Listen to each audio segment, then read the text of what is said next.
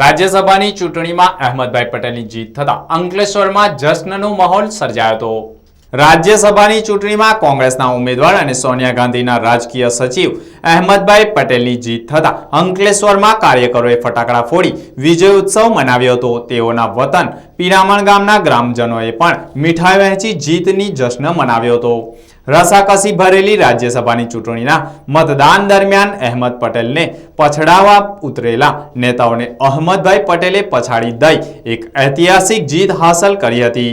અહેમદભાઈ પટેલની જીત થતા તેઓના માદરે વતન પીરામણ ગામ અને અંકલેશ્વરમાં કોંગ્રેસના કાર્યકરોએ આ જીતના જશ્ન માટે બહાર આવી ગયા હતા અને ફટાકડા ફોડી વિજય ઉત્સવ મનાવ્યો હતો। અહેમદભાઈ પટેલના માદરે વતને પીરામણ ગામ ખાતે ગ્રામજનો ઉમટી પડ્યા હતા। સમગ્ર પીરામણ ગામના જ ગ્રામજનો બહાર આવી ફટાકડા ફોડી મીઠાઈ વહેંચી જીતનો જશ્ન મનાવ્યો હતો। પીરામણ ગ્રામજનોમાં અહેમદભાઈ પટેલના વિજયને ઉત્સાહભેર ઉજવ્યો હતો। આપ જોઈ રહ્યા છો કે અમારા ગામના બધા જ લોકો અને અંકલેશ્વરથી અને આજુબાજુના જે ગામડાઓમાંથી લોકો આવ્યા છે અને અહેમદભાઈની જીતની ખુશી મનાવી રહ્યા છે।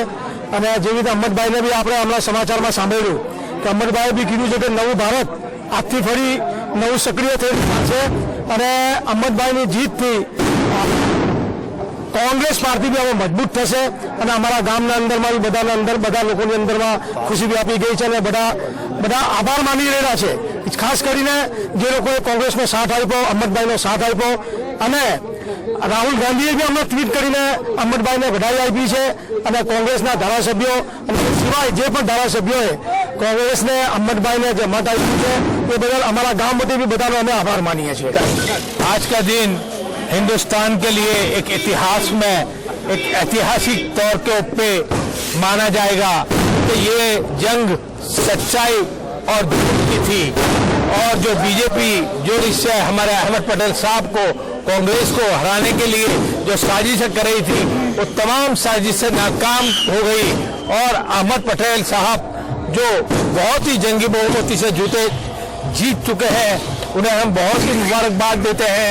हमारी तालुका की ओर से, हमारे जिले की ओर से, हमारे गुजरात की प्रजा की ओर से और देश की ओर से, क्योंकि आप भी अहमद पटेल साहब ये हमारे वैसे तो नेशनल लीडर है ही, लेकिन हम ये चाहते हैं कि वो अब हमारे बीच के अंदर जुट के रहे और 1970 के अंदर आने वाला जो चुनाव उसके अंदर हमको एक साथ के अंदर गाइडलाइन करें और फिर से हम ये बीजेपी को हाथ दे सके, यही हमारी एक शुभकामना है।